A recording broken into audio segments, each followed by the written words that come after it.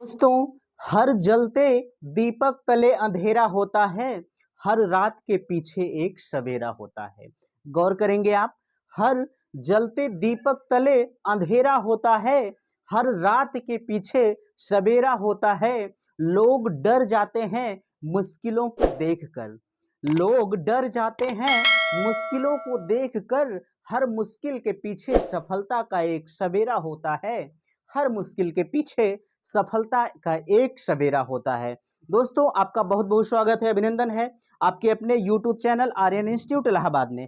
दोस्तों, हमने अभी आपसे कहा कि हर जलते दीपक तले अंधेरा होता है, ठीक ना। हर जलते दीपक तले अंधेरा होता है, इसे हमने कहा। हमारा कहने का मतलब यह है कि जब आपके घर में दीपक जलता है तो उसके तले अंधेरा होता है, ठीक ना।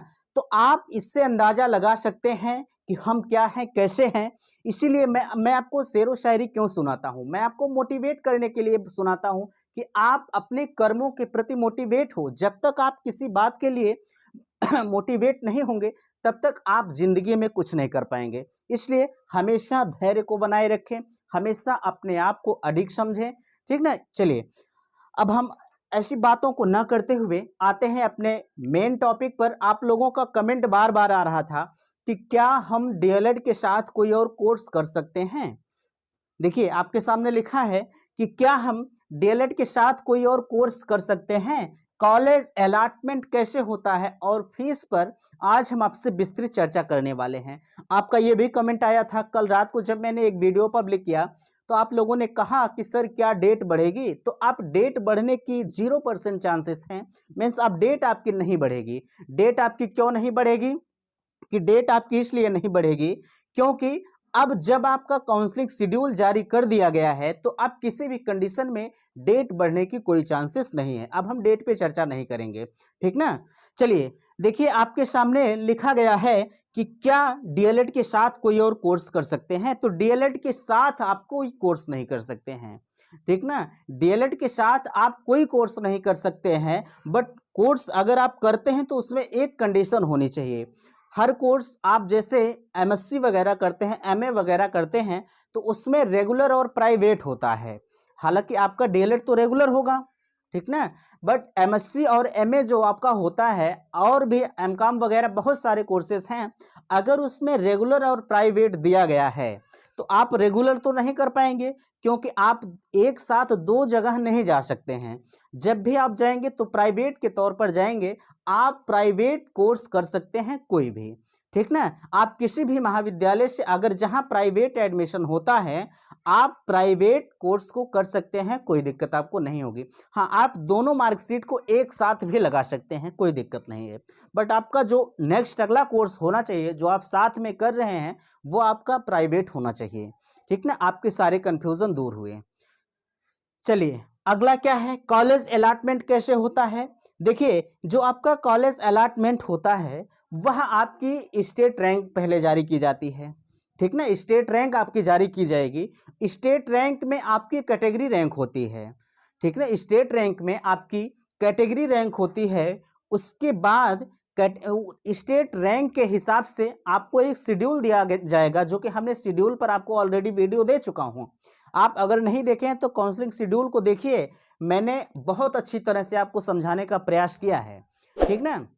देखिए, तो हम बात कर रहे थे आपसे कॉलेज अलॉटमेंट। आपकी जब स्टेट रैंक जारी कर दी गई है तो उसमें बताया गया है कि मान लीजिए आपकी 20,000 रैंक है। मान लीजिए आपकी 20,000 रैंक है तो आप फर्स्ट राउंड में कॉलेज जो है कॉलेज चूज करेंगे। और एक चीज बताना चाहेंगे, जो आप कॉलेज चूज करेंगे, कॉलेज को चूज करने के लिए आपको कोई लिमिटेशन की जरूरत नहीं है। उसमें कोई लिमिट निर्धारित नहीं है कि आपको 10 कॉलेज ही अलॉट करना है, 15 कॉलेज ही अलॉट करना है। आप जितना कॉलेज चाहते हैं उतने कॉलेज को आप अलॉट कर सकते हैं, ठीक ना।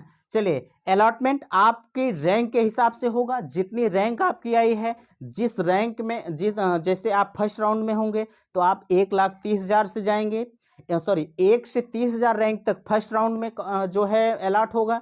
और 30,000 से 1,00,000 तक जो है सेकेंड राउंड में आप पार्टिसिपेट करेंगे।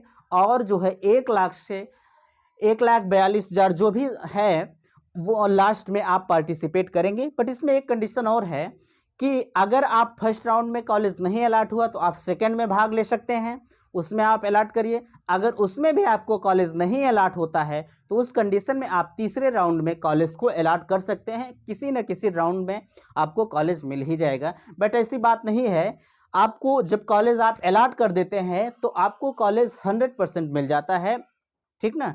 अगर आप जैसे एक ही कॉलेज अलॉट किए तो उस कंडीशन में हो सकता है आपको ना मिले कॉलेज, बट अगर आप कॉलेज 10-20 जो भी करते हैं तो आपको कॉलेज दे ही दिया जाता है, ठीक ना। अच्छा, आपको फीस के बारे में थोड़ा सा कंफ्यूजन हो रहा था। देखिए, फीस आपकी 41,000 टोटल फीस है प्राइवेट कॉलेज की। और गवर्नमेंट कॉलेज की अगर हम बात करें, मीन्स आपके डाइट जो होते हैं, डाइट की अगर हम बात करें आपसे, तो डाइट की फीस 10,200 रुपये है। बट मैंने आपको बताया था कि आपकी जो 41,000 फीस है, आपकी काउंसलिंग के समय ऑनलाइन के माध्यम से 10,000 रुपये आपको पेमेंट करना होगा, ठीक। 10,000 रुपये आपको पेमेंट करना होगा काउंसलिंग में। अच्छा, आप 10,000 रुपये कब पेमेंट करेंगे? जब आपका कॉलेज अलॉट हो जाएगा, जब आपका कॉलेज अलॉट हो गया है और आपने कॉलेज अलॉटमेंट फीस के रूप में 10,000 पेमेंट कर दिया, ठीक ना। 10,000 रुपये जब आपने पेमेंट कर दिया है तो ये कॉलेज जो अलॉट हुआ है आपके नाम फिक्स हो जाएगा कि अब आपको एडमिशन लेना ही है। और हाँ, 10,000 रुपये जब आपने पहले पेमेंट कर दिया तो आपको बाद में जब कॉलेज में जाएंगे एडमिशन लेने के लिए, सारी प्रक्रिया करने के लिए, तो वहाँ आपको 31,000 रुपये और पेमेंट करने होंगे। 31 + 10 41,000 रुपये टोटल हो जाएंगे। रही बात आपकी है कि आप क्या समझते होंगे कि अगर मान लीजिए जो कॉलेज हमें अलॉट नहीं हुआ है, अगर वो कॉलेज हम नहीं लेना चाहते हैं तो क्या ये हमारी फीस वापस हो जाएगी? तो आपकी फीस कदापि वापस नहीं की जाएगी, आपकी फीस वापस नहीं की जाएगी, आपको एडमिशन लेना ही पड़ेगा, ठीक ना। ये आपका कंफ्यूजन दूर हुआ। अच्छा, एक बात और कहेंगे आप कि कॉलेज अलॉटमेंट के लिए हम कितना कॉलेज अलॉट कर सकते हैं? तो हमने अभी आपसे कहा कि कॉलेज अलॉटमेंट के लिए कोई लिमिट नहीं है, आप जितना कॉलेज चाहते हैं उतना कॉलेज आप अलॉट कर सकते हैं। अच्छा, एक बात और, आप सोच रहे थे कि हम कितना जो है पहले कौन सा कॉलेज अलॉट करें, डाइट कॉलेज अलॉट करें कि प्राइवेट कॉलेज अलॉट करें?